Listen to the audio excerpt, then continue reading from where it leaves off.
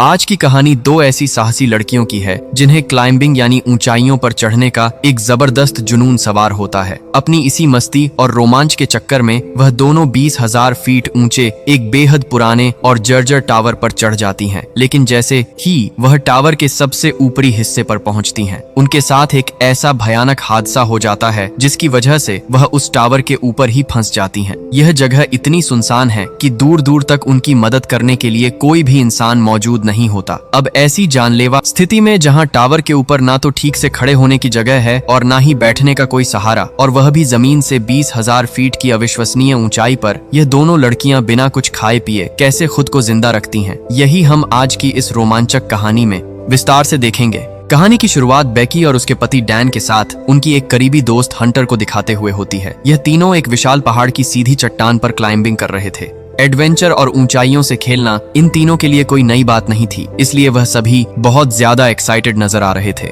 ऊपर चढ़ते समय अचानक डैन को चट्टान के बीच में एक छोटी सी गुफा जैसी जगह दिखाई देती है। डैन अपनी पकड़ को और मजबूत करने के इरादे से जैसे ही उस जगह पर अपना हाथ डालता है, तभी वहां मौजूद एक पक्षी की वजह से संतुलन पूरी तरह बिगड़ जाता है। डैन सीधे नीचे की तरफ गिरता है और अपनी सुरक्षा रस्सी यानी सेफ्टी रोप के सहारे हवा में लटक जाता है। यह मंजर देखकर हंटर और बेकी बुरी तरह घबरा जाती हैं और उसे वापस ऊपर खींचकर बचाने की हर संभव कोशिश करती हैं। लेकिन तभी अचानक वह रस्सी बीच से टूट जाती है और बेकी और हंटर की आंखों के सामने ही डैन उस गहरी खाई में गिरकर अपनी जान गंवा देता है। इस रोंगटे खड़े कर देने वाले हादसे के बाद बेकी पूरी तरह से सदमे में चली जाती है। इसके बाद कहानी में हमें 1 साल बाद का समय दिखाया जाता है, जहां बेकी अभी भी उस पुराने दुख से बाहर नहीं निकल पाई थी। वह अपने अकेलेपन और मानसिक दर्द से लगातार जूझ रही थी और हालत इतनी ज्यादा खराब हो चुकी थी कि अब शराब उसकी जिंदगी का एक जरूरी हिस्सा बन गई थी।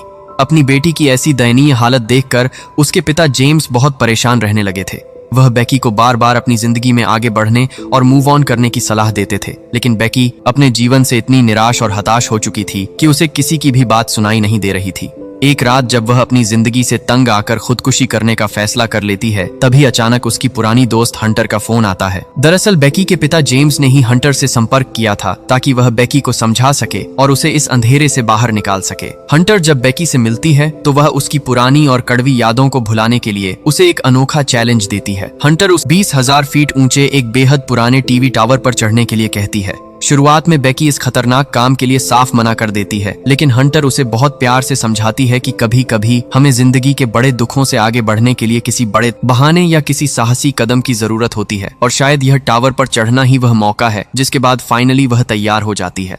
अगले दिन दोनों अपनी उस खतरनाक और रोमांचक यात्रा के लिए निकल पड़ती हैं। रास्ते में सफर के दौरान बेकी अपनी दोस्त हंटर के फोन में कुछ पुरानी तस्वीरें देख रही होती है। तभी उसे एक फोटो नजर आती है जिसमें हंटर के कंधे पर किसी लड़के का हाथ दिख रहा था। जब बेकी उस लड़के के बारे में पूछती है तो हंटर उसे सिर्फ एक दोस्त बताकर बात टाल देती है। इसी बीच बेकी के पिता जेम्स का फोन आता है, लेकिन वह कॉल नहीं उठाती। रास्ते में दोनों एक होटल में रुकती हैं, जहां बेकी को पता चलता है कि हंटर एक यूट्यूबर है और वह क्लाइंबिंग ब्लॉग्स बनाती है। इसके बाद वह उस टावर के बारे में एक वेटर से पूछती है तो वह वेटर बताती है कि वह टावर सामने ही नजर आ रहा है, जो वहां से करीब 2 मील की दूरी पर है।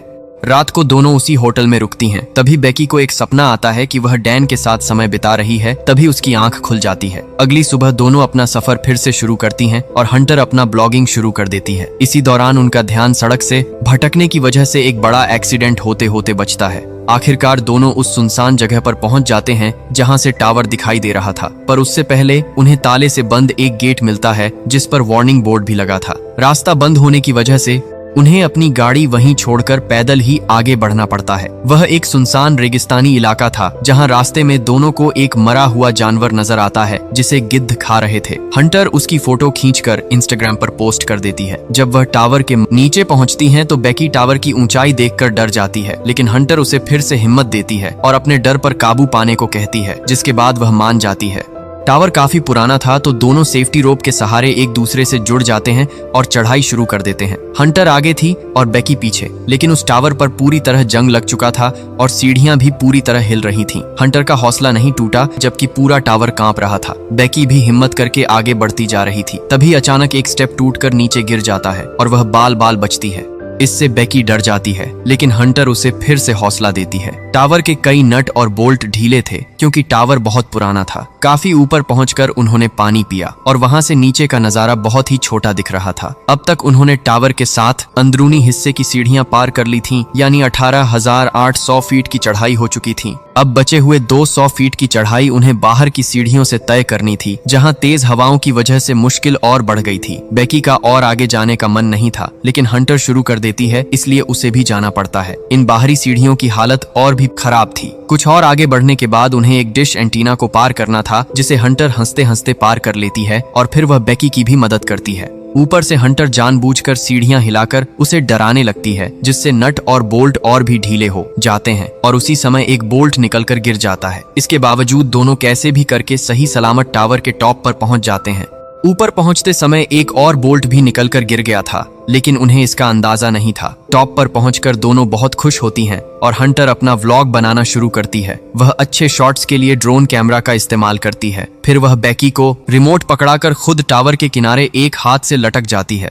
बेकी उसे मना करती है, लेकिन वह नहीं सुनती। शॉट लेने के बाद वह ऊपर आती है और बेकी को भी वही पोज देने को कहती है। बेकी के डरने पर हंटर कहती है कि डर भगाने का यह सबसे बड़ा मौका है, जिसके बाद बेकी अपनी दोस्त का हाथ पकड़कर वही स्टंट करती है और हंटर सेल्फी लेती है। इसके बाद बेकी वापस ऊपर आ जाती है। वहां बेकी अपने पति डैन की अस्थियां विसर्जित करती है और इस भावुक पल में दोनों दोस्त डैन को याद करने लगती हैं। इसके बाद वह दोनों फैसला करती हैं कि अब उन्हें वापस नीचे जाना चाहिए, इसलिए वह अपनी सेफ्टी रोप को खुद से कनेक्ट करती हैं और सबसे पहले बेकी नीचे उतरना शुरू करती है। लेकिन जैसे ही बेकी अपना पहला कदम सीढ़ी पर रखती है तो टावर के बचे हुए बोल्ट भी अचानक बाहर निकल आते हैं और पूरी सीढ़ी टूटकर नीचे गिर जाती है। बेकी हवा में सिर्फ अपनी रोप के सहारे लटक जाती है और यह भयानक मंजर देखकर हंटर बहुत ज्यादा डर जाती है, पर वह किसी तरह अपनी पूरी ताकत लगाकर बेकी को खींचकर वापस ऊपर ले आती है। बेकी मौत के मुंह से बाल बाल बचकर आने की वजह से डर के मारे रोने लगती है, पर अगले ही पल अचानक वह दोनों जोर जोर से हंसने लगती हैं, क्योंकि उनके लिए यह एक बहुत ही ज्यादा एडवेंचरस मोमेंट बन गया था। फिर जब वह नीचे की ओर देखती हैं तो उन्हें पता चलता है कि नीचे उतरने वाली सीढ़ी पूरी तरह से नष्ट हो चुकी है और अब उनके पास नीचे जाने का कोई रास्ता नहीं बचा है।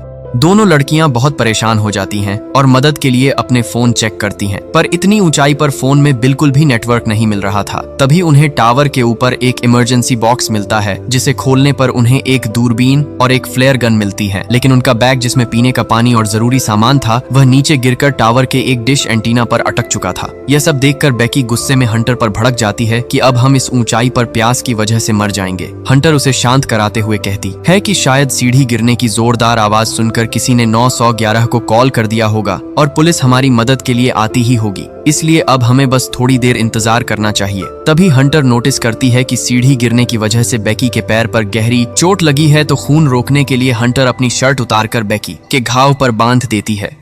अब वह दोनों मदद के लिए टावर के उस छोटे से हिस्से पर इंतजार करने लगती हैं। कुछ समय बाद बेकी अपनी सहेली हंटर से पूछती है कि उसने यह ब्लॉगिंग करना क्यों शुरू किया था, जिस पर हंटर जवाब देती है कि उसने यह सब डैन के लिए शुरू किया था। हंटर की ये बात सुनकर बेकी के मन में अपनी दोस्त के प्रति थोड़ा शक पैदा होने लगता है। अब टावर पर फंसे हुए उन्हें पूरे 5 घंटे बीत चुके थे, लेकिन अब तक उनके पास कोई भी मदद नहीं पहुंची थी। फिर हंटर अपना फोन चेक करती है और उसे मरे हुए जानवर वाली फोटो याद आती है, जिससे उसे एक आइडिया आता है। वह अपने फोन पर एक हेल्प मैसेज टाइप करती है और फोन को रस्सी से बांधकर नीचे की ओर लटकाने लगती है। उन्हें लगता है कि शायद नीचे की तरफ जाने पर फोन में सिग्नल आ जाएगा और उनकी पोस्ट अपलोड हो जाएगी। उनकी रस्सी सिर्फ 15 फीट लंबी थी। फोन को और नीचे ले जाने के लिए हंटर हवा में लटक कर भी कोशिश करती है, लेकिन उनकी यह कोशिश पूरी तरह से नाकाम हो जाती है।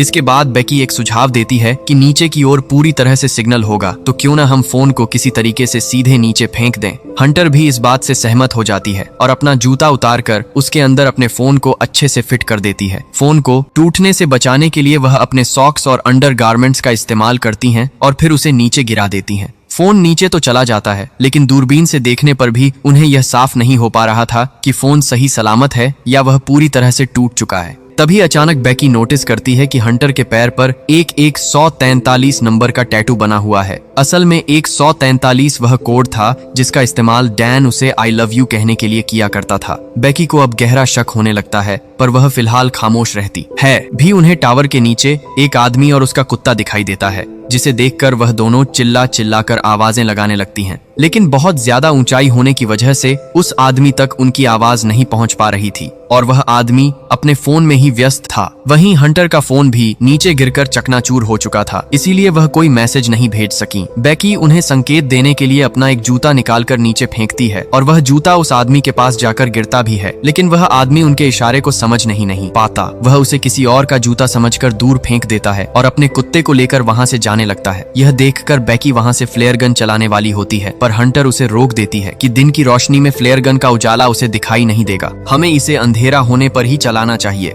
तभी उन्हें थोड़ी दूर पर एक गाड़ी नजर आती है जिसमें एक और आदमी मौजूद था। अब उनके पास बस एक आखिरी रास्ता बचा था कि रात होते ही वह अपनी फ्लेयर गन का इस्तेमाल करेंगे, जिससे वह लोग उन्हें देख लें। अंधेरा होते ही वह दोनों हवा में फ्लेयर गन चला देती हैं, जिससे वह दोनों आदमी उन्हें देख भी लेते हैं। हंटर नोटिस करती है कि वह दोनों आदमी उनकी कार के पास आ रहे हैं, जिससे वह दोनों बहुत खुश हो जाती हैं कि अब उन्हें आखिरकार मदद मिल जाएगी। लेकिन वह दोनों आदमी मदद करने के बजाय उनकी गाड़ी चुराकर वहां से रफू चक्कर हो जाते हैं। यह देखकर वह दोनों बहुत चिल्लाती हैं, पर उनकी आवाज सुनने वाला वहां कोई नहीं था। अब उनके जीने की आखिरी उम्मीद भी टूट चुकी थी और उनका हौसला कमजोर पड़ने लगा था।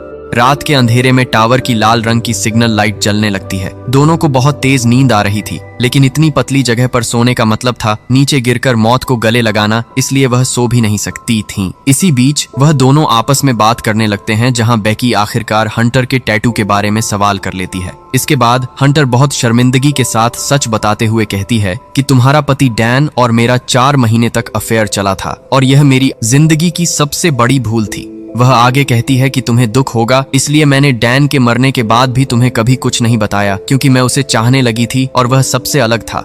लेकिन मुझे जल्द ही यह एहसास हो गया था कि मैं कभी भी तुमसे ज्यादा उसे प्यार नहीं कर सकती। यह सब जानने के बाद बेकी को बहुत बुरा महसूस होता है, पर वह इस वक्त कुछ कर भी नहीं सकती थी।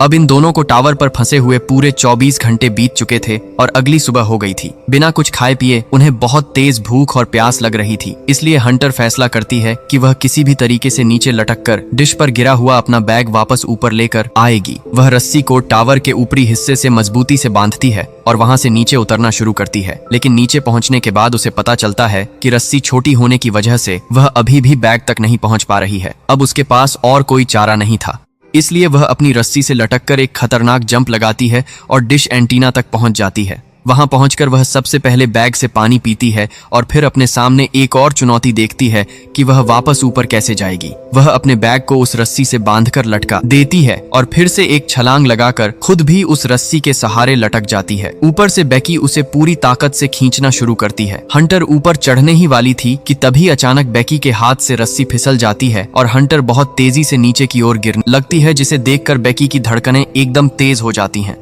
बेकी ने डैन को खोने के बाद अब अपनी बेस्ट फ्रेंड को भी खोना नहीं चाहती थी, लेकिन जैसे ही वह डरी हुई आंखों से नीचे की तरफ देखती है तो उसे हंटर रस्सी पर लटकी हुई दिखाई देती है। हालांकि हंटर के हाथों में काफी ज्यादा चोट लग गई थी और अब खुद अपनी ताकत से रस्सी पकड़कर ऊपर चढ़ने की कोशिश नहीं कर सकती थी। इसके बाद बहुत मुश्किल से बेकी अकेले ही अपनी पूरी ताकत झोंक देती है और हंटर को टावर के ऊपर खींच लाने में कामयाब हो जाती है। ऊपर आने के बाद बेकी पानी पीती है और थोड़ी देर के बाद एक हेल्प नोट लिखकर उसे अपने ड्रोन में फंसा देती है। वह दोनों ड्रोन के सहारे अपना संदेश पास के होटल तक पहुंचाने की कोशिश करती हैं और काफी खुश भी हो रही थी, पर थोड़ी दूर जाते ही ड्रोन में बैटरी कम होने का सिग्नल आने लगता है। बैटरी तरह खत्म होने से पहले वह समझदारी दिखाते हुए ड्रोन को वापस अपने पास बुला लेती हैं। अब यह उनके बचने का आखिरी जरिया था, लेकिन वह भी नाकामयाब रहा, जिससे बेकी फूट फूट कर रोने लगती है कि अब उनका क्या होगा और शायद वह दोनों यहीं पर तड़प तड़प कर मर जाएंगी। लेकिन हंटर उसे दिलासा देती है कि ऐसा कुछ नहीं होगा और वह जरूर यहाँ से सुरक्षित बाहर निकलेंगे।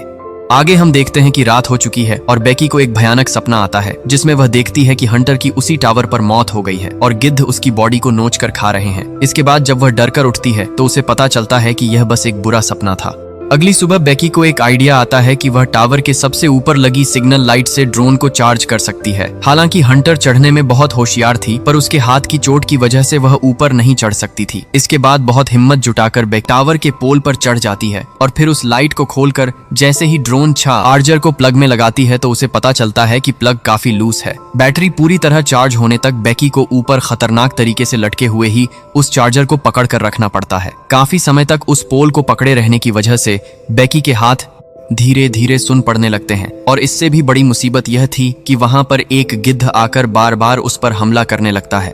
बेकी किसी तरह खुद को संभालती तो है, पर हड़बड़ी में उसके हाथ से बैग नीचे गिर जाता है। वह जैसे तैसे खुद को ऊपर संभाले रखती है और थोड़ी देर बाद ड्रोन की बैटरी फुल चार्ज हो जाती है, जिससे वह नीचे वापस आ जाती है। इसके बाद वह ड्रोन को उड़ाकर होटल तक पहुंचाने की कोशिश करती है। ड्रोन अब पूरी तरह चार्ज था और उनके मन में एक उम्मीद जाग रही थी कि शायद उन्हें मदद मिल जाएगी। लेकिन जैसे ही ड्रोन होटल के करीब पहुंचता है, तभी अचानक उसकी टक्कर एक ट्रक से हो जाती है। ड्रोन के पूरी तरह टूट जाने की वजह से अब उन्हें कैमरे से कुछ भी दिखाई देना बंद हो जाता है। यह देखकर दोनों सहेलियां एकदम टूट जाती हैं, क्योंकि उनका आखिरी सहारा भी अब खत्म हो चुका था। शाम होने को आई थी और उनके बिल्कुल सामने एक भयानक तूफान उठता हुआ नजर आ रहा था, जो बहुत जल्द उनके ऊपर आने वाला था। बेकी को बहुत तेज नींद आ रही थी, लेकिन हंटर उसे सोने से मना करती है, क्योंकि उसके सोते ही पैर के जख्म की महक से गिद्ध आकर उस पर हमला करने लगेंगे।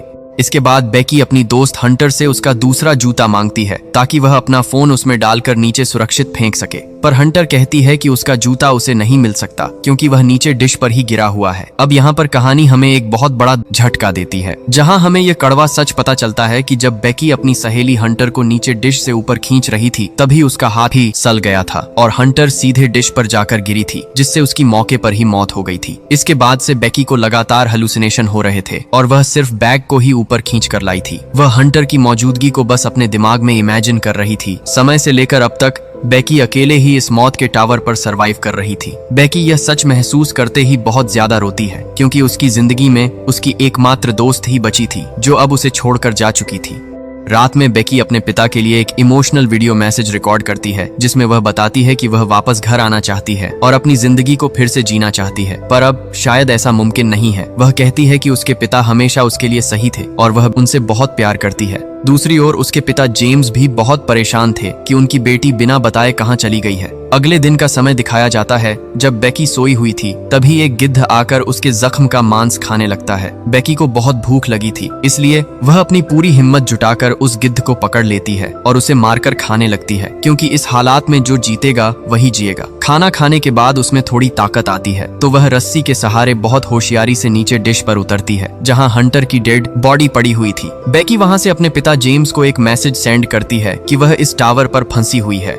इसके बाद वह अपने फोन को हंटर के जूते के अंदर डाल देती है, लेकिन मैसेज सेंड होने से पहले फोन जमीन पर गिरकर टूट ना जाए, इसलिए वह ना चाहते हुए भी जूते समेत फोन को हंटर की बॉडी के अंदर डाल देती है और फिर उस डेड बॉडी को नीचे फेंक देती है। रात के समय बेकी के पिता को जैसे ही वह मैसेज मिलता है, तो वह तुरंत पुलिस को उस लोकेशन पर भेज देते हैं। जब जेम्स उस टावर के पास पहुंचते हैं, तो देखते पुलिस एक डेड बॉडी को कवर कर रही है। उन्हें लगता है कि यह उनकी बेटी बेकी की लाश है। तभी बेकी अपने पिता को पुकारती हुई उनके पास आती है, जिसे पुलिस ने सफलतापूर्वक रेस्क्यू कर लिया था। वह अपने पिता के गले लगकर बहुत रोती है और कहती है कि आप हमेशा मेरे लिए सही थे। अपनी बेटी को जिंदा देखकर जेम्स भी बहुत खुश होते हैं और उसे अपने साथ घर ले जाने लगते हैं। यह कहानी हमें सिखाती है कि चाहे हालात कितने भी मुश्किल क्यों ना हो, अगर हम हार नहीं मानते और आखिरी दम तक संघर्ष करते हैं, तो जिंदगी हमें रास्ता जरूर दिखाती है। अगर वीडियो अच्छा लगा हो तो लाइक जरूर करना। ऐसे ही दमदार वीडियो के लिए चैनल को सब्सक्राइब करो और बेल आइकन दबाना मत भूलना।